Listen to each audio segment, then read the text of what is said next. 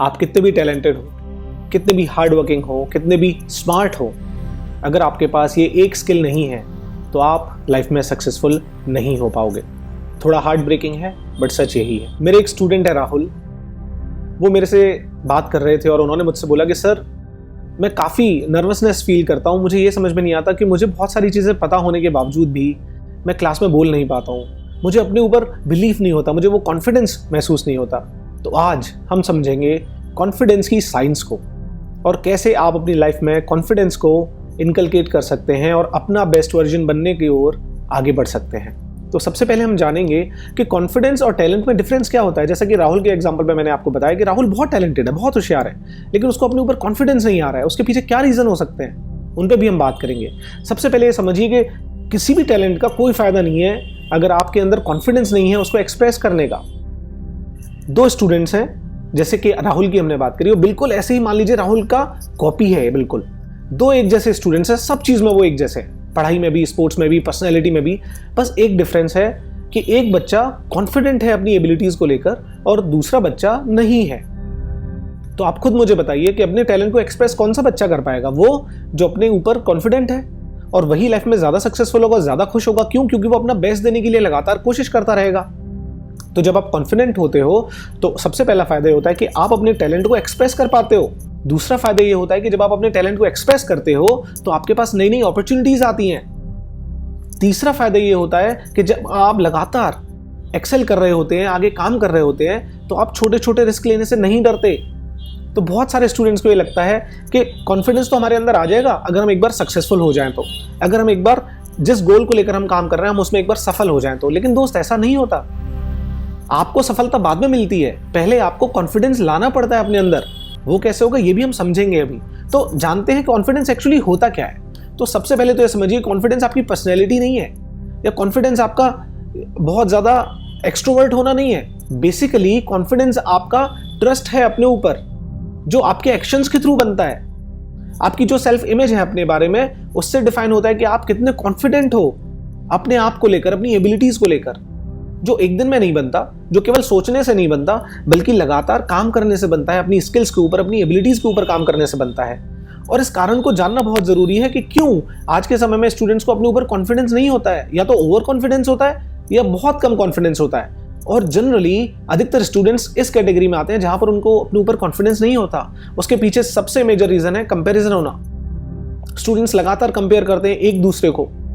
Instagram पे भी वही देखते हैं, वैसी ही चीज़ें देखते हैं, जैसी लाइफस्टाइल देखते हैं वैसी हम कंपेयर करने लगते हैं कि हमारी लाइफस्टाइल ऐसी है, औरों की बहुत अच्छी है। बट जैसा कि एक बहुत ही फेमस कोट है, that comparison is the thief of Joy. अगर आप कंपेयर करते रहेंगे तो आप खुश कभी नहीं रह पाएंगे। तो आपको सिंपली अपने माइंड में ये डालना है कि मुझे अपने पास्ट वर्जन से बेटर बनना है। मेरी तुलना किसी और से नहीं होनी है, क्योंकि मेरा कंपटीशन मैं खुद हूं। तो आपको अपने दिमाग में क्या रखना है कि आपको अपने आप से बेहतर बनना है, जो आप पहले थे उससे बेटर बनना है। दूसरा, फियर ऑफ जजमेंट। उन्हें डर लगता है कि जो भी हम एक्टिविटी करेंगे या जो भी हम एबिलिटी अपनी दिखाने की कोशिश करेंगे उसमें लोग हमें जज करेंगे। बट सोच के देखो, हु केयर्स? सब अपने बारे में ही सोच रहे हैं लगातार।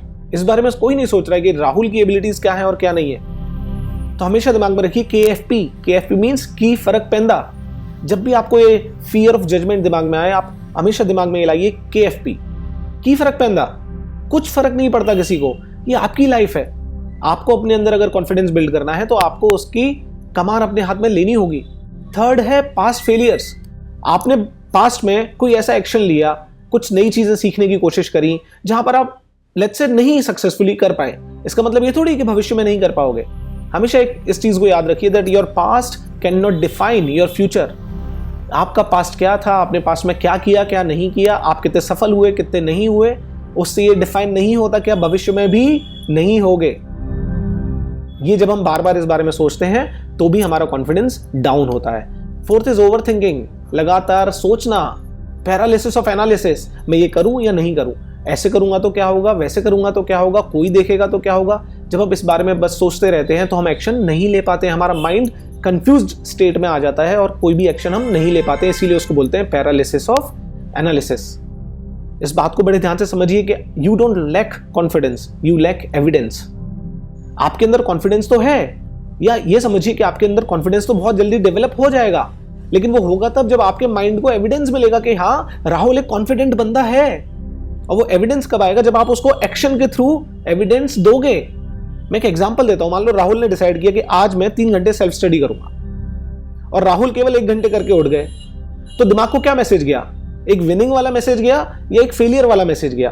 मोस्ट प्रोबेबली विनिंग वाला तो नहीं गया, क्योंकि आपने डिसाइड किया था कि आप 3 घंटे सेल्फ स्टडी को दोगे। तो आपने एविडेंस क्या दिया? विनिंग का तो नहीं दिया। अगर आप उस समय को 3 घंटे और उससे ऊपर निकालते तो आप अपने दिमाग को क्या मैसेज देते कि मैं जो बोलता हूं वो मैं करता हूं। तो आपके माइंड में क्या इमेज बनती है? एक विनर की इमेज बनती। आपके दिमाग को क्या एविडेंस जाता कि आप जो बोलते हो वो करते हो। ऐसे आपका कॉन्फिडेंस बढ़ना शुरू होता। कॉन्फिडेंस आता कैसे है? क्या लूप है जिसमें कॉन्फिडेंस चलता है? तो सबसे पहला है एक्शन। जो भी आप एक्शन लेते हैं उसका एक फीडबैक आता है। उस फीडबैक के बेसिस पर आप इंप्रूव करते हो, और जब इंप्रूव करते हो तो बेटर और ज्यादा कॉन्फिडेंस आप डेवलप करते हो। ये एग्जांपल आपको देता हूं। मान लो आप क्लास में खड़े होकर कोई आंसर कर रहे हो, कोई जवाब दे रहे हो, और समहाउ आप उसे बहुत अच्छे से नहीं दे पाए, थोड़ी गड़बड़ हो गई। बट ज्यादा से ज्यादा क्या होगा? कुछ बच्चे हंसेंगे आपके ऊपर, टीचर हो सकता है थोड़ा सा डांट भी दे आपको, थोड़ा सा आपको एम्बेरसमेंट फील हो सकती है उस वक्त के लिए, ठीक है, बात खत्म हो जाएगी। उस सिचुएशन से आप बाहर निकलोगे, सर्वाइव कर जाओगे, और जब आप उस सिचुएशन से बाहर निकलोगे तो नेक्स्ट टाइम के लिए आपका कॉन्फिडेंस ऑटोमेटिकली बढ़ चुका होगा, क्योंकि बुरे से बुरा जो हो सकता था वो आप फेस कर चुके हो। आपको कुछ आंसर देना था, आप you messed up, it's okay, it happens to the best of us. Now सबसे इंपॉर्टेंट पॉइंट कि आप एज ए स्टूडेंट कॉन्फिडेंस को बिल्ड कैसे करें। कौन से ऐसे 3 सिंपल स्टेप हैं जिनको सीखकर आप कॉन्फिडेंस बिल्ड कर सकते हैं। सबसे पहला है एक्शंस। एक्शंस की हम बात करें तो सबसे पहला है आस्क क्वेश्चंस एंड डाउट्स। चाहे आप कोचिंग में हो, स्कूल में हो, अगर आपको कुछ भी समझ में नहीं आ रहा है, मैं आपसे बार बार कहूंगा ask questions, ask your doubts. उससे आपका कॉन्फिडेंस बढ़ेगा और आप जो आप सीखना चाह रहे हो ज्यादा बेटर तरीके से सीख पाओगे। सेकंड इज, आपको भले ही आधा अधूरा आता है, if you are able to answer, धीरे धीरे आपका कॉन्फिडेंस बढ़ना शुरू होगा। इसी के साथ ही पब्लिकली बोलना शुरू करिए। कोई भी अपॉर्चुनिटी आपको मिलती है जहां पर डिबेट करने का मौका हो, ग्रुप डिस्कशंस का मौका हो, पब्लिक स्पीकिंग का मौका हो, वहां पर बोलना शुरू करिए। इससे आपका कॉन्फिडेंस धीरे धीरे बढ़ना शुरू होगा। Second is skill building.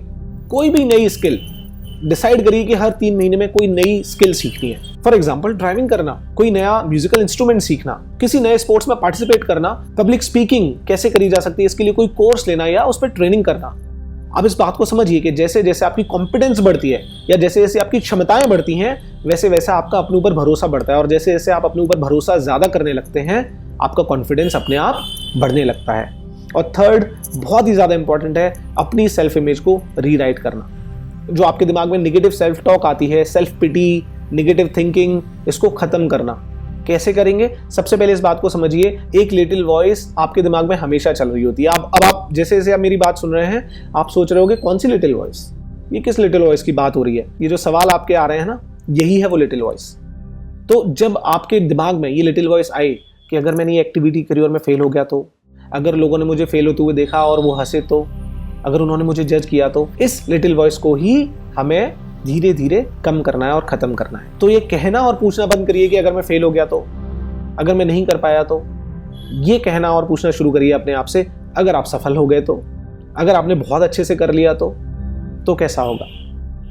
धीरे धीरे जब आप ये 3 चीजें करनी शुरू करेंगे, सबसे पहला actions, second is skill building और थर्ड इज सेल्फ इमेज पर काम करना, तो आपका कॉन्फिडेंस बहुत ही जल्दी और बहुत ही साउंड तरीके से ग्रो करेगा। ये केवल और केवल बाहरी सुपरफिशियल कॉन्फिडेंस नहीं आएगा, बल्कि आप अंदर से बेहतर होगे और अंदर से आपका कॉन्फिडेंस आएगा। अगर आपको ये वीडियो काम का लगा तो जरूर कमेंट करें confident, and always remember that you are enough and more capable than you think. With this, thank you so much for being here. God bless.